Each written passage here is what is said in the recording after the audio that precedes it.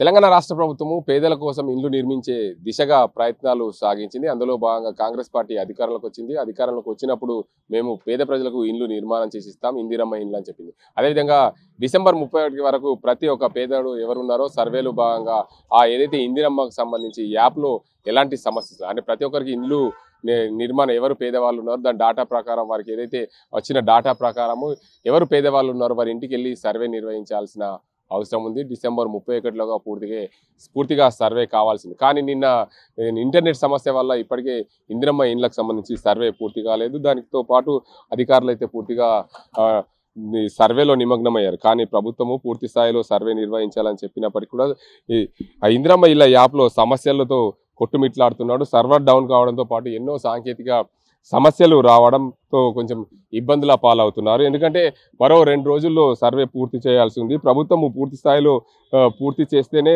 ఇందిరమ్మ ఇండ్లకు సంబంధించి విధి విధానాలు జనవరిలో ప్రకటించే అవకాశం ఉంది. కాబట్టి పూర్తిగా నిన్న ఉదయం 10 గంటల నుంచి మధ్యాహ్నం 3 గంటల వరకు కూడా ఎలాంటి దరఖాస్తులకు సంబంధించి పరిశీలన ముందుకు సాగలేదు. జనవరి 10 దాకానే కొనసాగే అవకాశం ఉన్న నేపథ్యంలో పూర్తిగా ఇందిరమ్మ ఇళ్ల కోసం దరఖాస్తుదారులు వారి పరిశీలన చేయాల్సిన ప్రభుత్వం పూర్తి స్థాయిలో త్వరితగతిన చేయాలని చెప్పి ఆటంకాలు లేకుండా చూడాలని చెప్పింది. కానీ పూర్తిగా ప్రభుత్వం చేపట్టిన ఈ ప్రక్రియలో ఎప్పుడు కూడా ఆటంకాలు ఎదురవుతున్న పరిస్థితి. Mobile app personal server download అవ్వడంతో పాటు పూర్తిగా మెయింటెనెన్స్ ప్రాబ్లం, అదేవిధంగా నో ఇంటర్నెట్ కనెక్షన్ అనే రావడంతో పూర్తిగా సర్వేకి సంబంధించిన ఆటంకాలు ఎదురయ్యాయి. మొబైల్ డేటా అనేక ఎర్రలతో యాప్ నిలిచిపోయిన పరిస్థితి నెలకొంది. దాంతోపాటు పూర్తిగా గ్రామ పంచాయతీలు, అదేవిధంగా మున్సిపాలిటీలు, నగరపాలక సంస్థలు దీంట్లో అన్నింటిలో కూడా చాలా ఇబ్బందులు ఎదురవుతున్న పరిస్థితి ఉంది. రాష్ట్ర ప్రభుత్వం అయితే పూర్తిగా ఏదైతే దీనికి సంబంధించి జనవరి 10 వరకు కూడా పూర్తిగా సర్వే కొనసాగించాలని చెప్పింది. డిసెంబర్ 31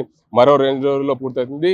ఎందుకంటే ఈ డిసెంబర్ 31 వరకు సంవత్సరం ముగుస్తుంది కాబట్టి 2024 ముగుస్తుంది. 2025లో ఈ పాత సమస్యలు ఉండకుండా పూర్తిగా ప్రభుత్వం త్వరితగతిన ఏదైతే ఈ సర్వేలు నిర్వహించాలని ఇందిరమ్మ ఇండ్లకు సంబంధించిన యాప్లో పూర్తిగా సర్వే చేయాలని చెప్పింది. అందులో భాగంగానే మొన్న జనగణనలో భాగంగా ఎవరికి ఇండ్లు కావాలి, ఎవరు పేదవారు ఉన్నారు, వారికి ఎలాంటి సమస్యలు ఉన్నాయి, ఒకవేళ ఇల్లు ఉందా, భూమి ఉందా, లేకుంటే వారికి సంబంధించి ఇల్లు లేని వాళ్ళు పేదవాళ్ళు ఎంతమంది ఉన్నారు, ఇల్లు ఉన్న పేదవాళ్ళు ఎంతమంది ఉన్నారు, వారికి ఇల్లు అవసరం ఉందా, ఇందిరమ్మ ఇల్లు లేదా అనే కోణంలో కూడా పూర్తిగా ఏదైతే ఇందిరమ్మ యాప్లో పూర్తిగా అన్ని చూపిస్తుంది. కాబట్టి ప్రభుత్వం దీనికి అందరికి సంబంధించి సర్వేని త్వరితగతిన చేయాలని చెప్పింది. కానీ ఎక్కడ కూడా పూర్తి స్థాయిలో సర్వే అయితే జరగడం లేదు. నిన్న జరిగిన పొరపాట్లు సర్వర్ డౌన్ కానీ దానికి అందరికి సంబంధించి పూర్తి స్థాయిలో ఇబ్బందులు ఎదురవుతున్న పరిస్థితుల్లో ఇందిరమ్మ ఇండ్ల సర్వే జనవరి 10 వరకు పూర్తవుతుందా లేదా అనే కోణంలో కూడా సందిగ్ధత నెలకొంది. ఇలాంటి ఏదైతే ఈ యాప్లో ఇంటర్నెట్ కనెక్షన్ కానీ కొన్ని లోటుపాట్లు ఉండడం వల్ల పూర్తి స్థాయిలో డాటా వారికి రావడం లేదనే అంచనాకు వస్తున్నారు అధికారులు. త్వరితగతిన సర్వేలు పూర్తి చేయాలని చెప్పి పై అధికారులు ఆదేశాలు జారీ చేసినప్పటికీ గ్రౌండ్ స్థాయిలో ఇలాంటి సమస్య ఎదురు కావడం వల్ల పూర్తిగా సర్వే కావడం లేదని చెప్పి ఇబ్బందులు పడుతున్నారు. ఏదైతే రాష్ట్ర ప్రభుత్వము పేదల కోసం ఇందిరమ్మ ఇండ్లు నిర్మించి ఇవ్వాలనే సంకల్పం పెట్టుకున్నప్పటికీ ఇప్పటి వరకు కూడా ఇలాంటి సర్వేలు పూర్తి స్థాయిలో కాకపోవడంతో కొంత ఇబ్బంది పడుతున్న పరిస్థితి. తెలంగాణ రాష్ట్ర ప్రభుత్వము పేదలకు ఇందిరమ్మ ఇల్లు ఇవ్వాలని సర్వే నిర్వహిస్తుంది. ఆ సర్వే ఎక్కడి వరకు వచ్చింది, రాష్ట్ర వ్యాప్తంగా ఎలా సర్వే కొనసాగుతుంది, నిజామాబాద్ జిల్లాలో సర్వే ఎంతవరకు వచ్చింది, దాంట్లో ఏమన్నా లోపాలు వచ్చాయా, నిజామాబాద్ జిల్లాలో అధికారులు ఎలాంటి ఇందిరమ్మ సర్వే ముందుకు తీసుకెళ్తున్నారు, రాష్ట్రంలో జరుగుతున్న పరిణామాలు ఏంటి, ఈ యాప్లో ఏమైనా సమస్యలు ఉన్నాయా అనే అంశానికి సంబంధించి మనతో మాట్లాడేందుకు నిజామాబాద్ మున్సిపల్ కమిషనర్ దిలీప్ కుమార్ వారు. సార్ చెప్పండి, ముఖ్యంగా ప్రభుత్వము మీకు డెడ్ లైన్ ఎప్పటి వరకు విధించింది ఇందిరమ్మ ఇళ్ళ సర్వేకి సంబంధించి, ఆ యాప్లో ఏమైనా సమస్యలు వస్తున్నాయా? ప్రభుత్వము డిసెంబర్ 31 వరకు సర్వే పూర్తి చేయమని చెప్పడం జరిగింది. అకార్డింగ్లీ మా దగ్గర అంటే నిజామాబాద్ మున్సిపల్ కార్పొరేషన్ పరిధిలో 135 లాగిన్స్ క్రియేట్ చేయడం జరిగింది. ఆ 135 మంది సర్వేయర్స్ అందరూ కూడా ఫీల్డ్ మీద చేస్తున్నారు. ప్రతి సర్వేయర్ కూడా 20 తగ్గకుండా ప్రతిరోజు ఇళ్ళని కవర్ చేసుకుంటూ ఈ సర్వేని పూర్తి చేయడం జరుగుతుంది. సో నిజామాబాద్ నగర మున్సిపల్ కార్పొరేషన్ పరిధిలో మా టార్గెట్ అంటే మేము పరిశీలించాల్సిన దరఖాస్తుల సంఖ్య వచ్చేసి 57,391. అందులో నుండి అంటే నిన్నటి వరకు మేము పూర్తి చేసింది 29,081 అప్లికేషన్స్ను ప్రాసెస్ చేసి అప్లోడ్ చేయడం జరిగింది. ఇష్యూస్ ఏం లేవండి, చేస్తున్నారు. మోరార్లెస్ మేము ప్రతిరోజు ఒక 3,000 అప్లికేషన్స్ దరఖాస్తులను పరిశీలించడం జరుగుతున్నది. అయితే సార్ యాప్లో సంబంధించి ఏదైనా ఇంటర్నెట్ సమస్య కావచ్చు, ఏదైనా టెక్నికల్ ఇష్యూస్ కానీ ఏమన్నా ఇబ్బందులు ఎదురవుతున్నాయా? లేదు అంటే ఎప్పుడైనా సరే అంటే మామూలుగా ఎక్కడైనా ఇంటర్నెట్ సమస్య అది వస్తే మళ్ళీ ఒక 5-10 నిమిషాలనే అది రెక్టిఫై అవుతుంది. సో అది ప్రాబ్లం ఏం లేదండి అది. అయితే నిజామాబాద్ కార్పొరేషన్ పరిధిలో ఇప్పటికే 57 పైగా అప్లికేషన్లు పరిశీలించాల్సి ఉంది. అందులో 29 వేలకు పైగా మీరు పరిశీలించారు. ఇంకా 31 తారీఖు 2 రోజులు ఉంది. అప్పటి వరకు ఎలా పూర్తి చేయగలుగుతారు? అధికారులు ఇంకా అంటే రాష్ట్రంలో ఉన్న అధికార యంత్రాంగం, మీరు జిల్లాలో నిజామాబాద్ మున్సిపల్ కార్పొరేషన్ పరిధిలో మీరు కూడా దాన్ని ఎలా పూర్తి చేయగలుగుతారు? జిల్లా కలెక్టర్ గారి ఆదేశాల మేరకు అంటే 31 డిసెంబర్ వరకు పూర్తి చేయాలి కాబట్టి జిల్లా కలెక్టర్ గారు కొన్ని సూచనలు చేయడం జరిగింది. వారి ఆదేశాల మేరకే ప్రతిరోజు ప్రతి సర్వేయర్ కూడా మార్నింగ్ 7:00కి వెళ్ళడం జరుగుతుంది. అంటే ఎక్కువ అవర్స్ మేము దాంట్లో ఫీల్డ్ మీద ఉంటే మా సర్వేయర్స్ ఎక్కువ హౌస్ హోల్డ్స్ని కవర్ చేయడానికి వీలవుతుందని చెప్పేసి అని 7 గంటల నుండి సాయంత్రము 7 గంటల వరకు కూడా సర్వే చేస్తున్నాము. కాబట్టి నెక్స్ట్ 4-5 డేస్లో ఖచ్చితంగా ఈ సర్వేని కంప్లీట్ చేస్తామనే నమ్మకం అయితే ఉందండి.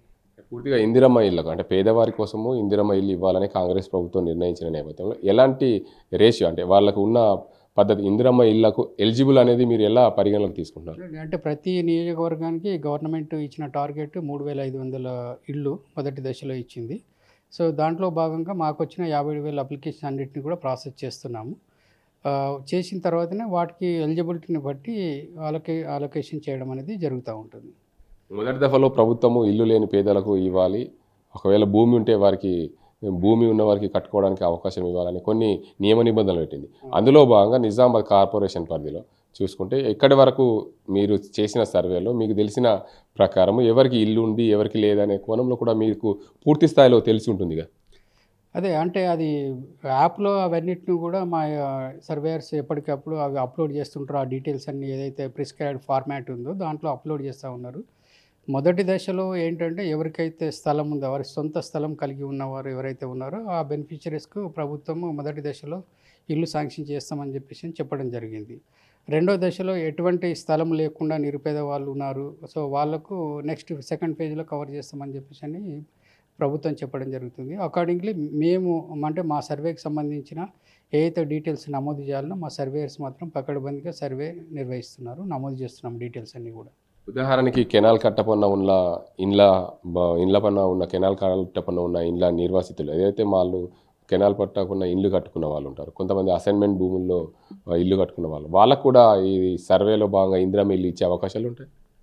అంటే ప్రభుత్వం నిర్దేశించిన నిబంధనలకు లోబడి మాత్రమే శాంక్షన్స్ ఇవ్వడం జరుగుతుంది. ప్రభుత్వం కొన్ని నిర్దిష్టంగా నియమాలు ఇవ్వడం జరిగింది, ఎవరికి శాంక్షన్ ఇవ్వాలి, ఎవరికి శాంక్షన్ ఇవ్వడము, తర్వాత ఏ స్థలాల్లో ఇల్లు కేటాయించాలనేది కూడా ప్రభుత్వ నిబంధనలను అనుసరించి మాత్రమే చేయడం జరుగుతుంది.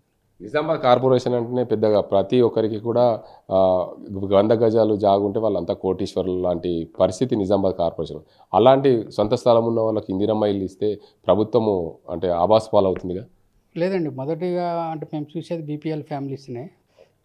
First criteria is BPL family అంటే దారిద్ర్య రేఖకు దిగువన ఉన్న కుటుంబాలను తీసుకున్నాం, తెల్ల రేషన్ కార్డ్స్ ఉన్న వాళ్ళకు.